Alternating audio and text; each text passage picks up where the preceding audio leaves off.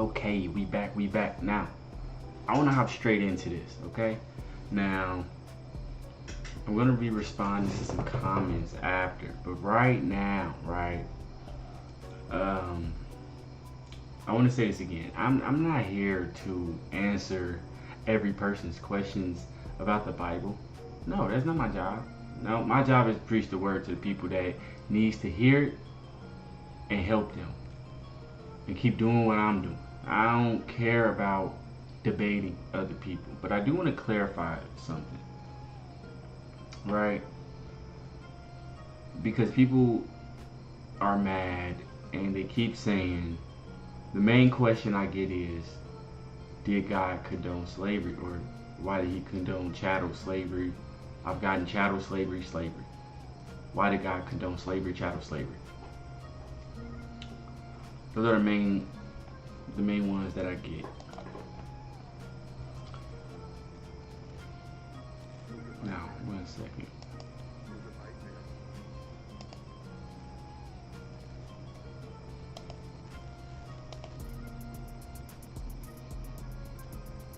Chattel.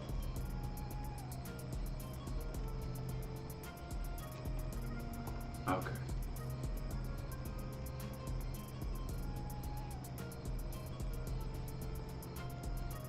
Outside.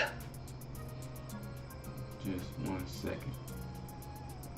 We're gonna get into this real quick.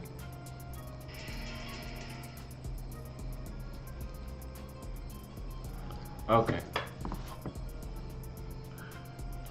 Alright, cool. So look, right, I want to start off with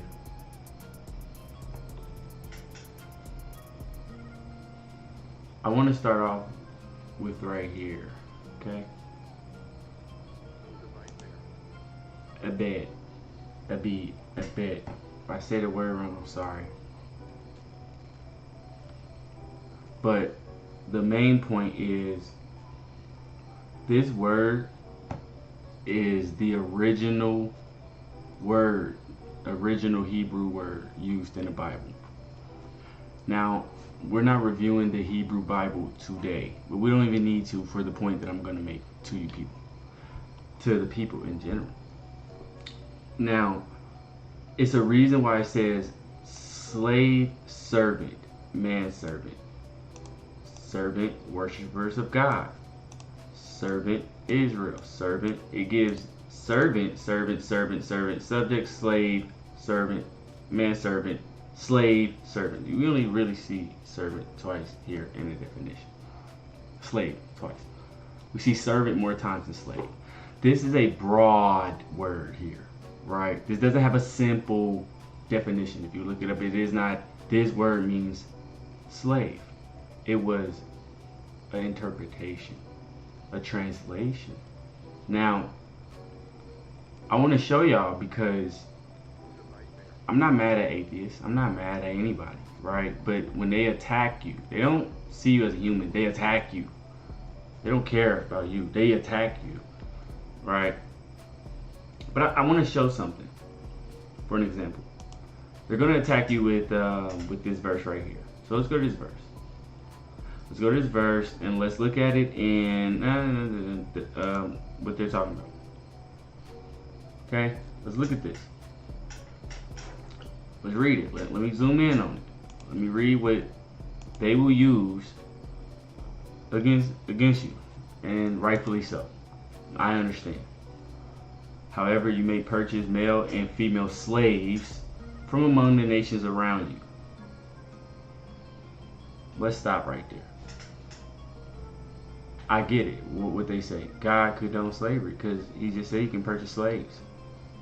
Now, the reality is this is just the translation that is used. Modern day slavery, right? This wasn't something that is the same as ancient, you feel me, servitude. When we're describing this ancient servitude, this is almost the same as jail in modern days. Okay? And if somebody do something wrong, more times than not, people rightfully say they should go to jail. Now, I get it, right? Right there. Usually they just use all of Leviticus, right? But the slave Ibed, which in Israel was typically a worker embedded in the household, not purely property. So that's like somebody going to jail or stealing, and they get to be in somebody's household, living under their laws, eating food. Versus in today's time, if someone was stealing, they're going to jail and they're living in a jailhouse. I'm just saying, God regulated what was already going on and actually made it a little bit better. Like he always do, he made it better. Now, let's look at this, right? I want to show you, because it matters. This is the New Living Translation, where it says in Leviticus 25:44. This is what they always will post and say God condones slavery. However, you can use this. However, you may purchase male and female slaves from among the nations around you. Now watch this. Go here, right? And then go here, right? And then you scroll here, right? Click here, right? And that whole verse goes back to a different translation that says, both thy bondmen and thy bondmaids. Bondmen and thy bondmaids. What happened to the word slave? A bondman and bondmaid is that's different from a slave, because that's almost like what I say, jail, where they have to work for free. They don't get paid, because bondmen or bondmaids were usually thieves, people that couldn't pay off debts. So some people were in poverty. They would want to be bondmen so they can have shelter. They don't want the food. They don't want the money. I just need shelter. I just need the food. I need God. Some people deserve to be there because they were stealing. And this is your punishment, that you have to live with them.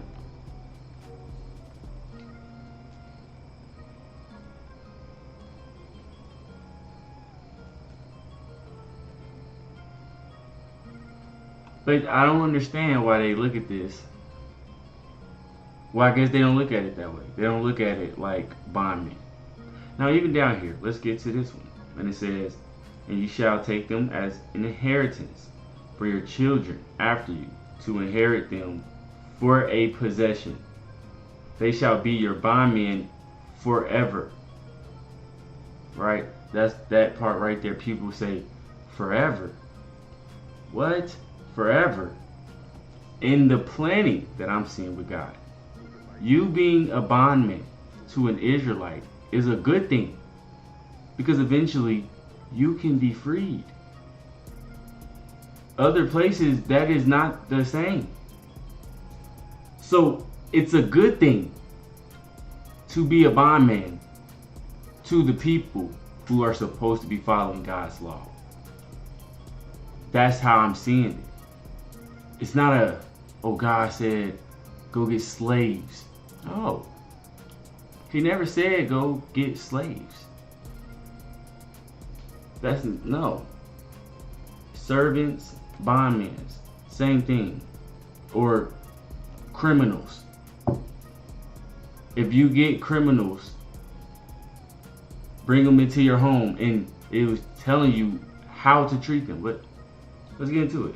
Bondmen, let's get to that.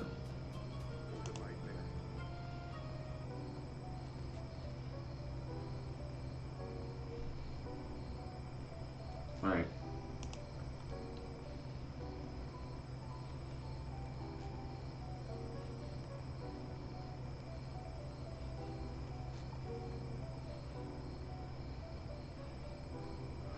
All through this, you're gonna see what? Servant, servant, servants, servants. But if you go to the translation that they give you, right? If we switch, slaves.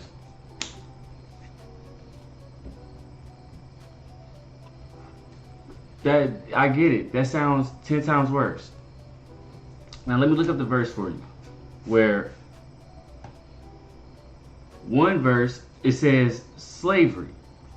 Then you go back to the translation and it doesn't say slavery. It says servanthood. I thought I had to put up already, but maybe I exited out. But let's read from the Jewish Virtual Library just real quick before I look this up. The Hebrew term for slave is a direct derivative from the verb to work. Thus, the slave, the quote-unquote slave, is only a worker or servant.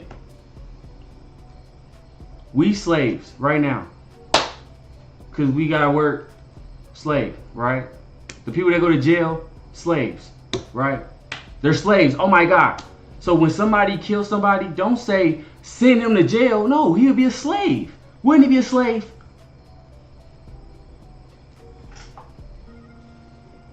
I'm sorry, I get a little passionate because I'm not mad at anybody, but the attacks, people will attack you. God condone slavery. Answer me right now. This is how they'll come at you. Like, what? And then you say, nah, he don't condone slavery. It was different. They don't want to hear none of it. They don't want to go. The way I just simply click the button, right, and show a different translation. Not that I forced it. That's the King James version. That's not even the Hebrew version. That's what I'm saying. Back then, yes, that was the way of the world. Like, why are you mad at us? The way of our world, we got jail. The way of their world, instead of you going to jail, you would have went and lived with the Israelites in their home, where they had laws not to treat you like other places around. Let's read a little bit more, okay? And now, because I gotta find that verse for you. Hebrew slave, the Hebrew slave. Now, I want to highlight something because I already read this. When they do this right here, they don't do the translation. They read it from the new translation. So right here, of the nations that are round about you, of them shall ye buy bondmen and bondwomen. Moreover, of the children and the strangers that do sojourn among you. But see, right here they say a Hebrew could not become a slave unless by order of the court. And this is Exodus 21. 21:6.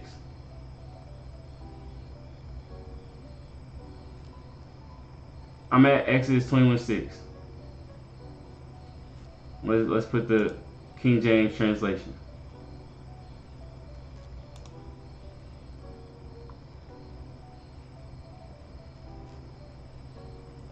I don't see the word slave anymore.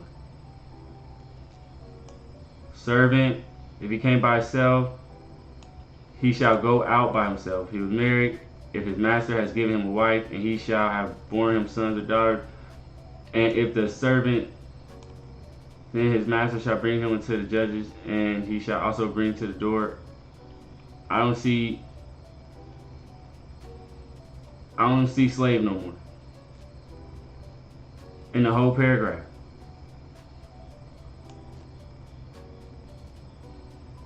Servant,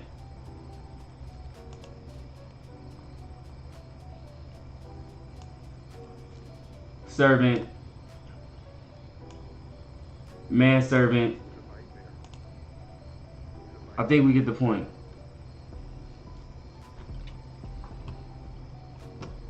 Now hold on, I got some more.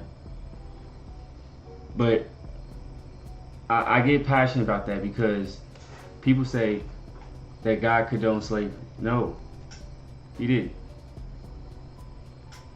Exodus, if a man sells his daughter as a maid servant, Exodus 21:7. That's what I was looking for. Cause I got 3 screens, so I'm looking at a different screen. Maid servant. But see, that's my point. Now watch this. Let's go back to the. It should be the what new, not the New Living Translation. Boom. What come back? If you buy a slave,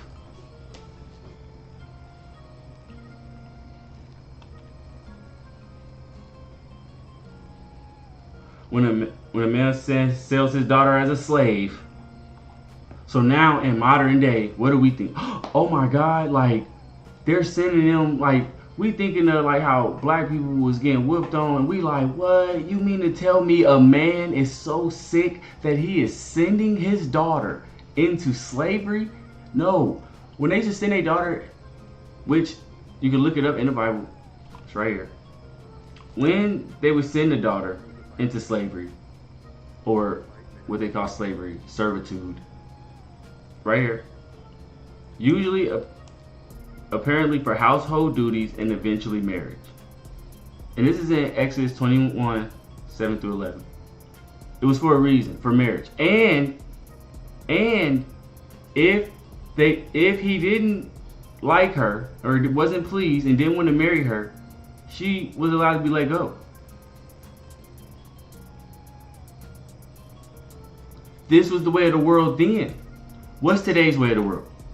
Woman go out and do what she want to do. She picked the partner. Okay, well back then, the woman didn't just go out and do what she wanted to do. That ain't how that operated back then. So he would have to give his daughter away. It would have to be an agreement. That's how it was back then, yeah. That don't mean God condone slavery. Okay? So stop saying that, please. Stop attacking me. This page is about helping people and preaching the word. And I like to read the comments and highlight people's comments. Right? I'm a scientist, so I do my science and I preach the word. And I show how both can exist in my head. I believe both can exist. There's tons of scientists that has converted, and I spend time on the Prophet Preacher Show. That's one of the segments that I do. I talk about scientists that has converted after being atheists, and they went through their scientific journey, and it led them back to a creator. That's what I do. Now, for people attacking me, it's not just about me, right? It's other believers, Christians, or even people that probably just are interested and they want to know, well, did he condone slavery? No, he did not condone slavery. Now, just give me 1 second while I look this up.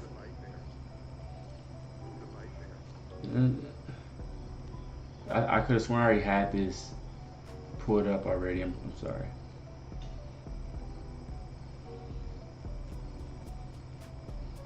A maid servant had duties in the household: cooking, cleaning, childbearing, if they had a partner.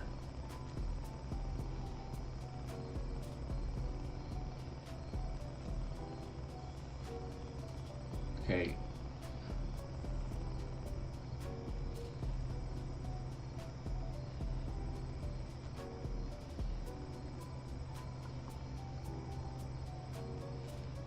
And then I also want to, before I forget, I want to give y'all this one, right? Like a biblical bondsman versus a modern prisoner. Okay. Bondsman lived in someone's home, ate, worked, and sometimes worshiped along the family, was protected by God's law, could not be killed, had rest on the Sabbath, could go free in the 7th year if Hebrew. In many cases, became almost like an extended family member. Modern prisoner, removed from family, home, community, locked in an institution with strangers, often exposed to violence, neglect, overcrowding, abuse, and humiliation, treated as a number in a system not as a part of anyone's household. Levels of dignity. A bondsman still had human dignity and role in family life. Prisoners today often lose their identity and humanity within the system. Bondsman system restores someone from poverty or death, protect the vulnerable, and integrate them into a community. Prison system, punishment, isolation, and control, rarely about restoration. Because in some cases, it is. So I did that comparison already, just to let y'all know, okay? Now, even here, right?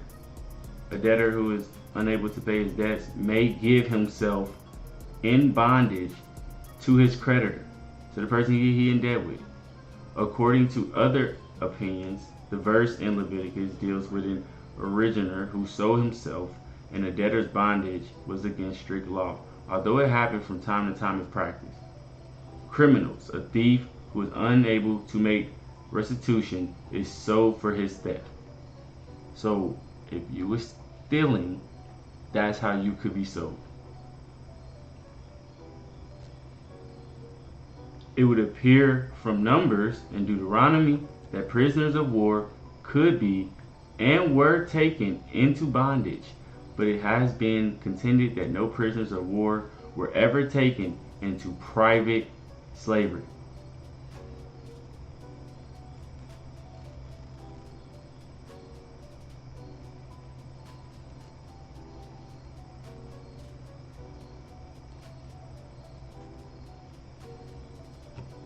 I'm just making sure I don't forget nothing else.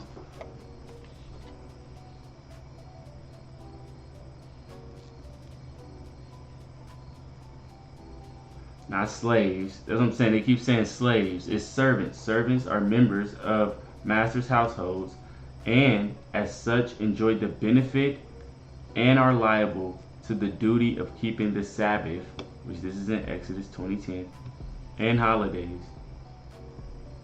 They must be circumcised, partake in Passover sacrifices, and distinguished from resident hirelings, and may inherit the master's estate where there is no direct issue, or perhaps even where there is.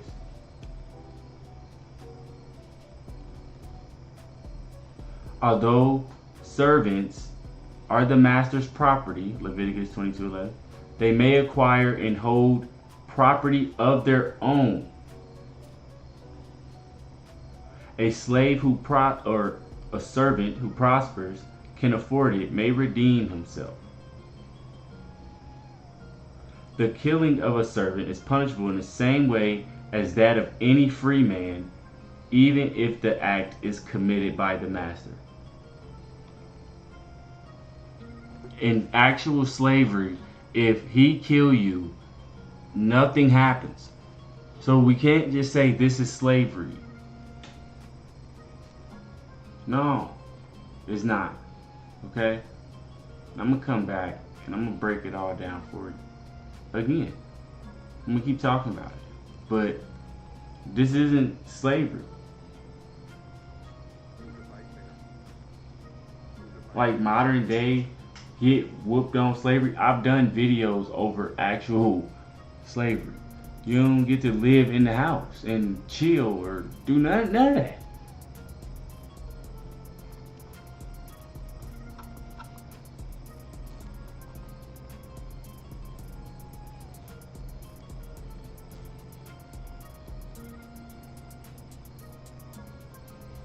Now, one sec.